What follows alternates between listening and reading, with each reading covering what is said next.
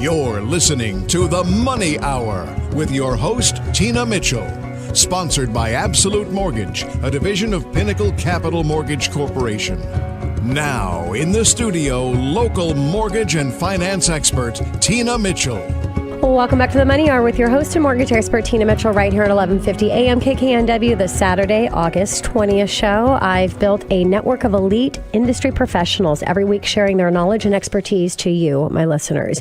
If you're hearing my show at a different time or day, you are listening to a rebroadcast, but you can always call the show at 1-855-400-1150. Again, that's 1-855-400-1150 or online at themoneyhour.com to ask any questions for my guest or to better yet connect with them. Right now in studio, I have John Wilson, King County Assessor, and we're going to be talking about housing evaluations, notices, and affordable housing. John, thank you so much for joining me back in studio. Thanks for having me back, Tina. Really looking forward to it.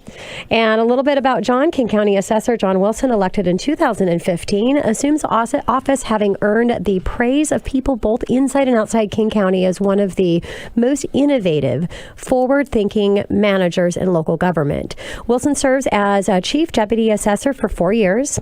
His work gained a reputation for savvy development of mobile technology and public-facing solutions that enhance customer service while driving down cost. During his tenure, he rebuilt the department's website, increasing traffic tenfold to nearly 4 million page views a month. Wilson has also served in the key staff member for leading public officials. He's worked as communications director for the former Congressman Al Swift.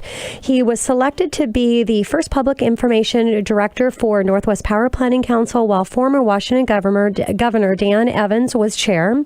And Wilson served both as communications director and chief of staff to former King County Executive Ron Sims.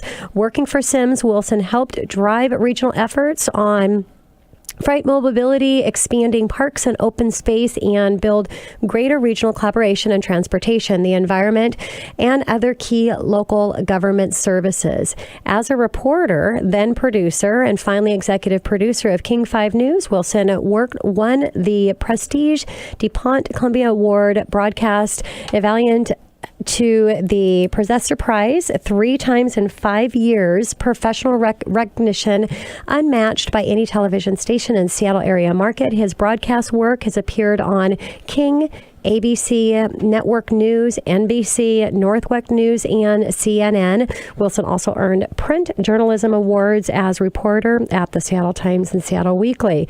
Very excited to have you relatively kind of new in the position of King County Assessor. And today, again, for my listeners, we're going to be discussing with you housing valuation notices and affordable housing. So, John, my listeners are asking about housing valuation notices coming in their mailbox. What is the timeline for these notices to come out across the country?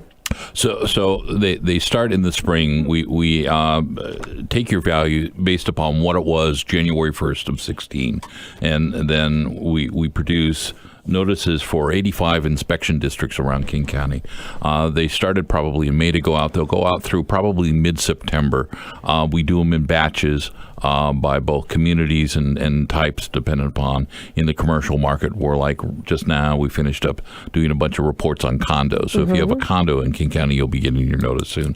That's an important triggering date, though, for people, because that starts the meter running on the 60 days you have to appeal your property taxes. Got it. So it's important that when you get that notice, if you look at it, if you don't think the value's right, get online and look at our appeal site, pull up the comps, see what you see, and if you think it's worth it, please appeal. Perfect. And is there an easier way, John, to receive these notices? Yeah, there is, and we're excited that we've got like about 600 people signed up, 1,600 people signed up so far that are getting them electronically.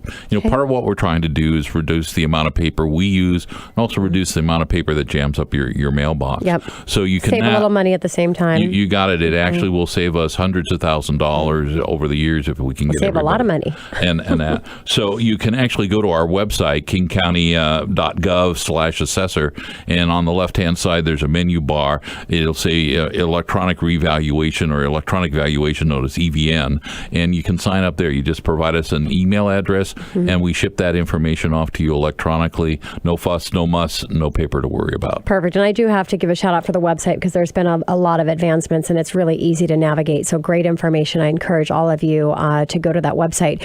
So what are you seeing some new trends for housing values, John?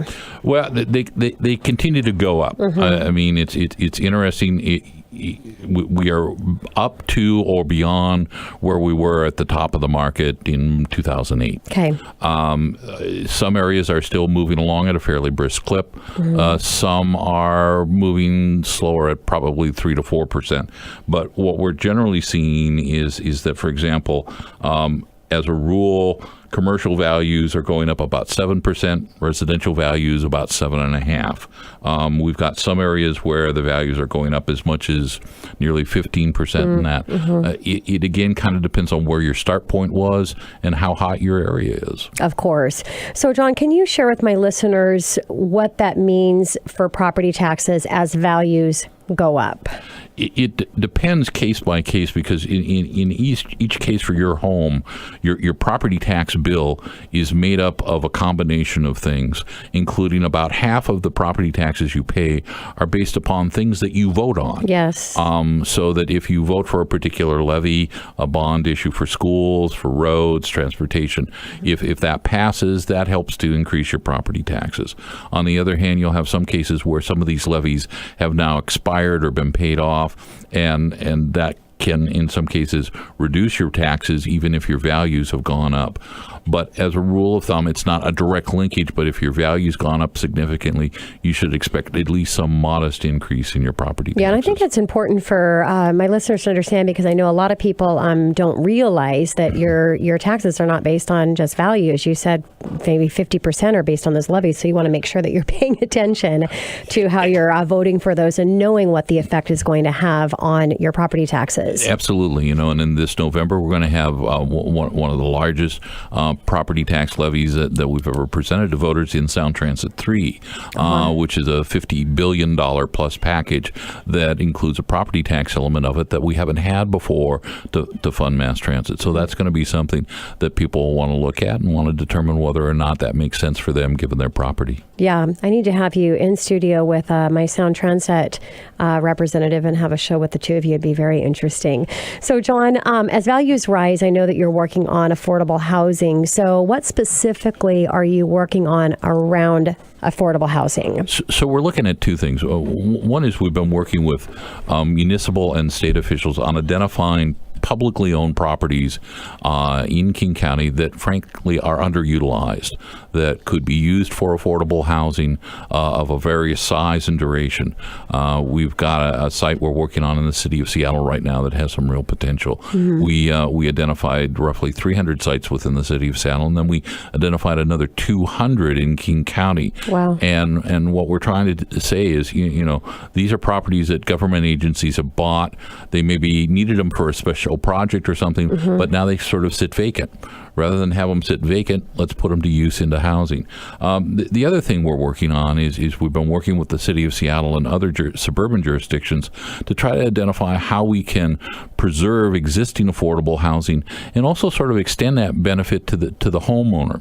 So that one of the things we're looking at is providing a affordable housing tax exemption for homeowners that have, let's say, that mother-in-law apartment or the finished room, and then we would give you some break for that square footage that you keep in an affordable rate, but it would offer people that may not qualify for other age-restricted or income-restricted property tax exemptions some tax relief and a chance to do some good for their community. Of course. So let's talk about age-restricted. Let's get into sharing with our senior citizens who feel like they are being priced out of their homes. What suggestions can you give to them? Call us. Yes. Call us today. Call us at 296-3920. That's area code 206-296-3920. We have a couple programs available right now. If you are a senior or a disabled vet or disabled, if you're age 61 or older as far as a senior, you're the owner-occupant and you have an annual income of $40,000 or less, we can sign you up for our senior exemption program. We've been amazed at the number of people that have become interested in the program. We were typically getting about 100. We hit in February 200, and we thought we were going good. But this last month, Tina, we hit over 800 applicants for that. So we're getting strong response for that. We also have a deferral program. Now, that admittedly does not waive you from the taxes. It puts basically a lien on your property that you don't have to pay these taxes until it comes time for you to sell the property. But that has a higher income threshold of $45,000. Okay. Now, some seniors say, I really don't want to encumber. The exemption doesn't encumber your property at all. But it has a lower income threshold. If you're a little bit higher income, you might want to look at the deferral program. So we're looking at tools like that, and we're talking about other things. We've talked to County Executive Dow Constantine, who's been interested, and we've talked to the Speaker of the House, Frank Chop, about other ideas to try to provide some general property tax relief to homeowners so that we want seniors to be able to stay in their home and not feel taxed out of their home. So I know with the new programs and revisions that you're making is awesome for the seniors, and I know that has to have something to do with the increases of the applications. But from doing the show many times and having representation of what's happening with our taxes, that there are a lot of seniors that are missing out on this. What do you, or as a cause that are starting that you've got more applications coming in? Is it the combination of just a lot more education and helping seniors know that this is available, or the revisions to the programs? What's the reason? I think it's... How are you being so successful in this arena? I think it's several things. I think it has helped that the legislature lift the income threshold a little bit. We had some seniors that literally got bounced out of the system of that. Okay. We've also been, since I took office in January, very aggressive about getting out and talking to different organizations, talking to civic leaders and that about the program. I think that's helped. And frankly, as seniors have looked at those property values and property taxes, they've said, isn't there something you can do? I find that as I travel around the county each day, I almost every day encounter someone who says, isn't there something you could do to help me? And we say, actually there is. Yeah. So I think it's kind of the convergence of all these things coming together that people are going, look, if there's something you can do to help me, what is it? Yes. And we're finally telling them, here's what it is. Now, John, for my seniors that are listening and going, wow, I make less than $40,000. I have made less than $40,000 a year. Is it still they can go back 3 years and see that discount? Is that still what the time frame is? Absolutely. And that for some seniors is frankly a godsend. Yes. We've had more than a few that have found and filed, and we said, well, actually you qualified 3 years ago. Yes. And we take them back, and we will send you that back tax money. Okay. And for seniors that are struggling trying to pay meds and food on the table and everything else, that can be a huge benefit to them. Exactly. And we want to make sure they get that. Yeah. So, John, you already mentioned you're out on the road a lot. You're getting out and speaking with the community. I know you do a lot of speaking with realtors. I work a lot with realtors. I'm actually going to have you in for one of my Power Hour Lunch and Learns for education. How do my realtors, brokers, get a hold of you to have you connect and do a presentation in their office? They can contact our communications and outreach team. Bailey Stober is the head of that. And you can reach him at 206-263-2271. Perfect. And you can always go call the show as well, or go to themoneyhour.com, and I can connect you if you didn't get that information from John. Wrapping things up here, a little bit about what's happening with new construction. It's going gangbusters. This year we estimate we're going to put roughly $6.4 billion. That's billion with a B dollars in new construction.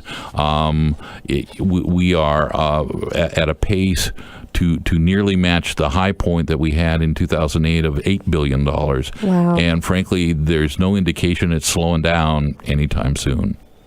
John, thank you so much again for spending time with me in studio. I know you're a busy guy. Appreciate your wealth of information, everything that you're doing for in your position as King County Assessor, and just really appreciate you. Thanks so much, Tina. Really appreciate you, too. Coming up next in the Money Hour, what do you do if you've got tax problems? Well, I've got Greg Nunn with Gregory S. Nunn and Company right here at 1150 a.m. KKNW after this short break.